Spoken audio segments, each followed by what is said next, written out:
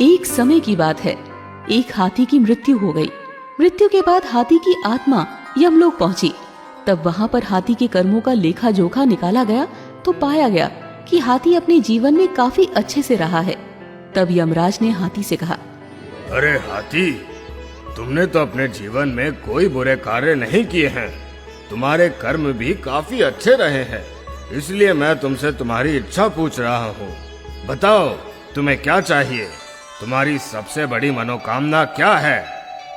यमराज जी, अगर वाकई में आप मेरे कर्मों से प्रसन्न हैं और अगर मेरा दूसरा जन्म होना है तो मुझे किसी भी जीव में जन्म दे दीजिए, लेकिन मेरे ऊपर किसी मनुष्य का अधिकार ना हो। मैं मनुष्य के बंधन में ना रहूं, क्योंकि मनुष्य के साथ रहना सबसे कठिन कार्य होता है। हाथी की इस बात को सुनकर यमराज काफी हैरान हो जाते हैं। वो कहते हैं, तुम ये क्या कर रहे हो गजराज? मैं तो यही जानता हूँ कि मनुष्य जाति सबसे अच्छी होती है, वो सबसे ज्यादा बुद्धिमान होते हैं। तब हाथी कहता है कि यमराज जी, यही तो परेशानी है कि मनुष्य जाति सबसे ज्यादा बुद्धिमान होते हैं। आपको इंसानों के विषय में शायद ज्यादा जानकारी है नहीं, इसीलिए आप ऐसी बातें कर रहे हैं।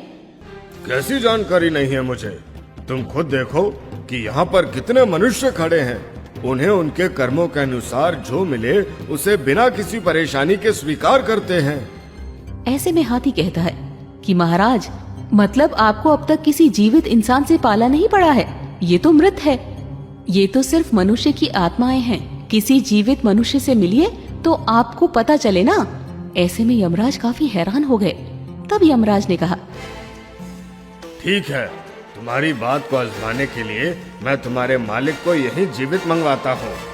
अगर तुम्हारी बात सत्य निकली तो तुम जो कहोगे मैं वैसा ही करूँगा, लेकिन अगर तुम्हारी बात गलत साबित हुई तो तुम्हें वापस उसी मालिक के पास जाकर रहना होगा जहाँ तुम पहले थे। हाथी ने यमराज की शर्त मंजूर कर ली। यमराज को भी हाथी की बातें काफी दिलचस्प लगी और वो किसी जीवित मनुष्य से मिलकर उसके बारे में जानने को उत्सुक हो गए। उन्होंने अपने यमदूतों को आदेश दिया, जाओ, जाकर इसके मालिक हीरा लाल को जीवित ले आओ।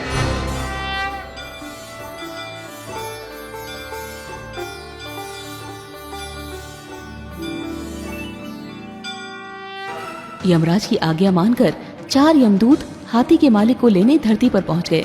लेकिन अब उनके सामने परेशानी ये थी कि जीवित मनुष्य को लेकर जाएं तो जाएं कैसे। इसीलिए वो लोग उसके सोने का इंतजार करने लगे। जब हाथी का मालिक पलंग पर सो गया तो उस यमदूतों ने पलंग सहित उसे उठा लिया और यमलोक की तरफ उड़ चले। थोड़ी देर बाद जब हरीलाल की नींद खुली तो उसने खुद को आसमान में उड़ते हुए पाया। नीचे देखा तो धरती नजर भी नहीं आ रही थी।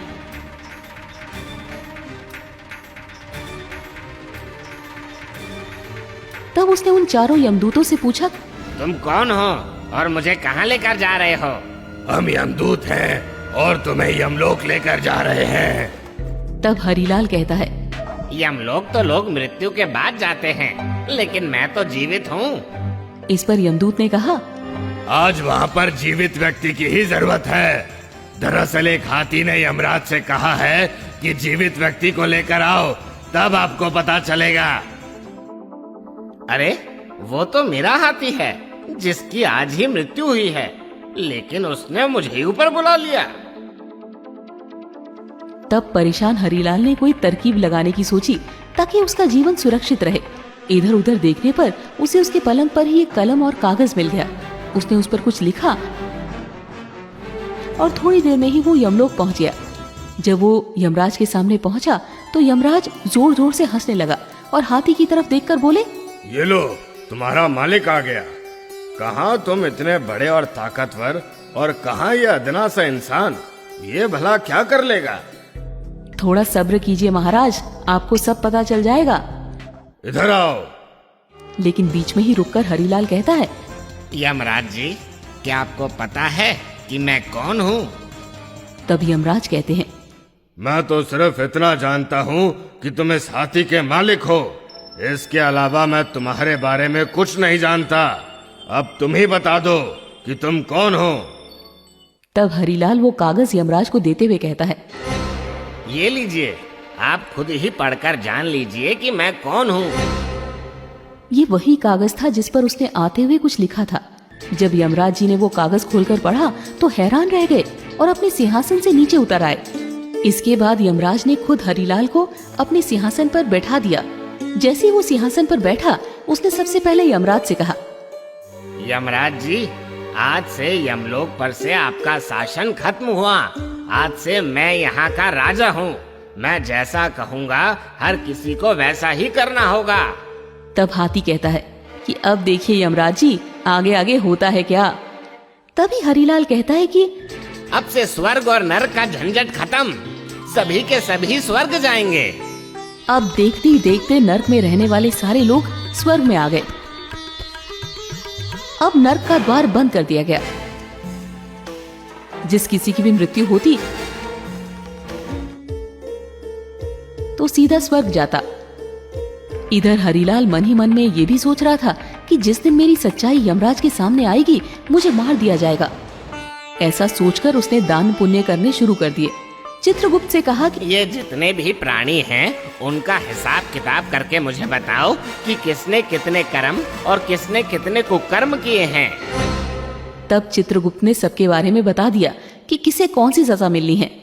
तब हरिलाल ने चित्रगुप्त से कहा, इन सब की सजा माफ कर दो, किसी को कोई सजा नहीं होनी चाहिए। तब हरिलाल हाथी की ओर देखकर बोलता है, क्यों गजराज, कैसे हो? तुम्हारी मृत्यु हुई तो मुझे भी अपने पीछे बुला लिया। तब हाथी हरिलाल के नजदीक जाकर बोला कि मालिक, नीचे तो आप मेरे मालिक थे, लेकिन एक बात बताइए कि आप यमलोक के मालिक कैसे बन गए? तब हरिलाल ने कहा, ये राज की बात है, तुम्हें कैसे बता दूं? मालिक, मुझे भी इंसान बना देना, नीचे जाकर आपका नौकर बनकर रहूंगा, लेकिन ये राज मुझे बता दो। तब हरिलाल ने उसे बताया। जब यमदूत मुझे लेकर आ रहे थे तो मैं काफी डर गया था। संयोग से मेरे पास एक कागज था। मैंने उस पर लिख दिया कि यमराज धरती से जो मनुष्य आपके पास आ रहा है, उसे अपना सिंहासन दे देना, और उसके नीचे मैंने भगवान विष्णु के हस्ताक्षर कर दिए। अब तो हाथी इंसानों की बुद्धिमानी से और भी ज्यादा हैरान हो गया। फिर उसने हरिलाल से कहा कि मालिक, कृपा करके मुझे इंसान ही बनाना, मैं आपका नौकर बनकर रहूंगा। ठीक है, लेकिन ये बात किसी को मत बताना। हाथी ने भी हाँ में सर हिला दिया। धीरे धीरे करके 7-8 दिन बीत गए। स्वर्ग में लोग बढ़ते जा रहे थे, नर्क बंद था। कुछ ही दिनों में पूरे देवलोक में ये बात फैल गई कि अब नर्क का अस्तित्व खत्म हो चुका है। इधर स्वर्ग की अप्सराएं भी परेशान हो गई थी। वो सब अजीबोगरीब मांग करते रहते थे उनसे। कोई कहते चाय लाकर दो, तो कोई कहता कॉफी लाकर दो। वो परेशान थी, लेकिन वो कर भी क्या सकती थी। उधर भगवान सोच में पड़ गए। यमलोक में ऐसा कौन आ गया है जिसने मेरे सारे नियमों को तोड़ने का काम किया है? आखिर कौन है वो जिसने सारी व्यवस्था को तहस नहस कर दिया है? ये सोचकर भगवान विष्णु स्वयं यमलोक में आए और उन्होंने देखा कि यमराज जी यमलोक के द्वार के बाहर बैठे हैं। तब विष्णु भगवान ने उनसे पूछा, हे यमराज, तुम बाहर बैठे हो तो यमलोक को कौन चला रहा है? भगवान, ये आप क्या कह रहे हैं? आपने ही तो इंसान को मेरे स्थान पर नियुक्त किया था और आप ही इस तरह से अनजान बन रहे हैं। उसने जो मुझे कागज दिया था उसमें साफ साफ लिखा था कि मैं उसे यमलोक का सिंहासन दे दूं, और उस पर आपके हस्ताक्षर भी थे। आपको यकीन नहीं होता तो ये देखिए। भगवान विष्णु ने कहा, मैंने इंसान को यमलोक में नियुक्त किया है? मैंने तो ऐसा कभी नहीं किया। कौन है वो? फिर भगवान विष्णु थोड़ा सोचने के बाद कहते हैं, यमराज, कहीं तुमने किसी जीवित मनुष्य को तो यमलोक में नहीं मंगा लिया? आप बिल्कुल सही कह रहे हैं प्रभु, मैंने एक जीवित इंसान को ही यमलोक में मंगाया है। तब यमराज ने शुरू से लेकर अब तक की सारी बात बताई। ऐसे में भगवान विष्णु को हंसी आ गई और वो मुस्कुराते हुए बोले, यमराज, तुम अब भी नहीं समझ पाए कि उस मनुष्य ने तुम्हें झूठा पत्र दिया था। उस पर मेरे नहीं बल्कि उसके खुद के हस्ताक्षर थे, जो उसने मेरे नाम से किया। अगर वो तुम्हें पत्र नहीं देता तो तुम उसे विद्वान नहीं समझते। तुम्हें उसकी होशियारी का अंदाजा कैसे लगता? भगवान विष्णु की ये बात सुनकर यमराज ने अपने सर पर दोनों हाथ रख लिया। अब उन्हें सारा माजरा समझ में आ चुका था और उन्होंने भगवान विष्णु से कहा, भगवान, इस मनुष्य की रचना तो आपने काफी अद्भुत की है। जैसे ही भगवान विष्णु यमराज के साथ यमलोक आए, हरिलाल अपने सिंहासन से उठकर नीचे खड़ा हो गया और भगवान विष्णु से बोला, हे प्रभु, मुझे तो आपका ही इंतजार था।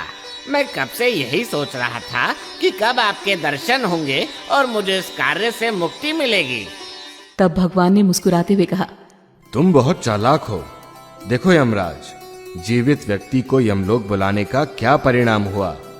जब इसे लगा कि मैं इसे दंड देने वाला हूँ तो ये मुझे खुश करने में लग गया।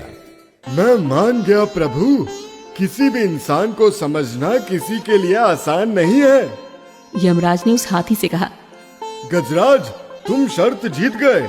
मैं अब तक यही समझता था कि हम देवताओं से अधिक समझदार और कोई भी नहीं है, परंतु मैं गलत था। पर आज तुम्हारी वजह से मेरे सारे भ्रम दूर हो गए हैं। अब चूंकि हाथी यमराज से शर्त जीत चुका था, ऐसे में उसने यमराज से कहा कि यमराज जी, आप मुझे भी मनुष्य बना दे। यमराज ने उसकी शर्त मान ली और हरिलाल को वापस धरती पर भेज दिया। लेकिन यमलोक की सारी बातें उसके दिमाग से निकाल दी, यानी कि हरिलाल को यमलोक की कोई भी बात याद नहीं थी। वो फिर से आम जिंदगी जीने लगा। दोस्तों, इस कहानी से हमें यही सीख मिलती है कि इंसान को हर हाल में अपनी बुद्धि का इस्तेमाल करना चाहिए।